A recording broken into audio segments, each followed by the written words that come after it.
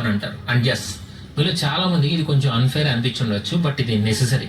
ఎందుకంటే ఇప్పుడు ఈ కేసులోనే మీరు చూడొచ్చు, ఒకవేళ ఇక్కడ పాప బ్రతుకున్నా సరే పాత చట్టాల ప్రకారం దాన్ని ఒక అత్యాచారంగా చూసేవాళ్ళు. అండ్ పాప సైడ్ లాయర్ అత్యాచారం జరిగిందని ప్రూవ్ చేయాల్సి వచ్చేది. బట్ పాక్సోలో ఎలా అంటే పాప స్టేట్మెంట్ చేయాలి, ఆ పర్సన్ని జైల్లో వేస్తారు. అండ్ ఇప్పుడు ఆ పర్సన్ నిజంగా అలా చేయకపోతే అతను ప్రూవ్ చేసుకోవాలి. ఎందుకంటే చిన్నపిల్లలకి ఇలాంటి ప్రొటెక్షన్ ఉండాలని ఒక స్ట్రిక్ట్గా ఉండే లాస్ తీసుకొచ్చారు. అండ్ ఇండియాలో పాక్సో లాంటి చట్టాలు వచ్చినా సరే ఇలాంటి వాళ్ళు ఎందుకు మారడం లేదు? ఎన్సీఆర్బీ అండ్ పాక్సో డేటా ప్రకారం 2020లో ఇండియాలో రిపోర్ట్ అయిన పాక్సో కేసులు దాదాపు 47,221. అండ్ ఇందులో క్రైమ్ కేసెస్లో దాదాపు 42.6% కిడ్నాప్స్ చేయడం లాంటివే ఉన్నాయి. అంటే చిన్నపిల్లలకు సంబంధించిన కేసెస్లో మెజారిటీ కిడ్నాప్లే ఉన్నాయి. అండ్ అలాగే విక్టిమ్స్లో మెజారిటీ అమ్మాయిలే ఉన్నారు. అండ్ మెజారిటీ వాళ్ళ ఏజ్ కేవలం 12 ఏళ్ల నుంచి 18 ఏళ్ల మధ్యలో ఉంది. ఎందుకంటే ఈ ఏజ్లోనే పేరెంట్స్ పిల్లలకి కొంచెం ఫ్రీ హ్యాండ్ ఇస్తారు. అంటే పిల్లల్ని వాళ్ళంతటా వాళ్ళని స్కూల్కి పంపించడం లేదా పక్క షాపులకు పంపించడం, లోకల్గా ఆదుకోవడానికి పంపించడం లాంటివి చేస్తారు. సో ఈ టైంలోనే ఎత్తుకుని వెళ్తారు. అండ్ మెజారిటీ చిన్నపిల్లల్ని ఎవరో బయట వాళ్ళు ఎత్తుకెళ్ళాలి. దాదాపు 94.6% కేసెస్లో క్రిమినల్స్ అమ్మాయికి తెలిసిన వాళ్ళే ఉన్నారు. అలాగే ఇందులో కూడా దాదాపు 53.7% క్లోజ్ రిలేటివ్స్, ఫ్రెండ్స్ ఉన్నారు.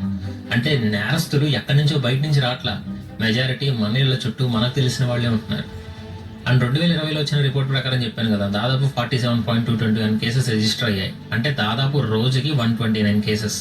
అంటే గంటకు అటు ఇటుగా 5 కేసులు ఎంత జరుగుతున్నా సరే, పాక్సో లాంటి యాక్ట్స్ తీసుకొస్తున్నా సరే, అండ్ ఈవెన్ చిన్న డౌట్ ఉన్నా సరే పొలిటికల్ లీడర్స్ కూడా జైలుకి పంపించే చట్టాలు అవి. అలాంటివి తీసుకొచ్చినా సరే ఇవి ఆగడంలా.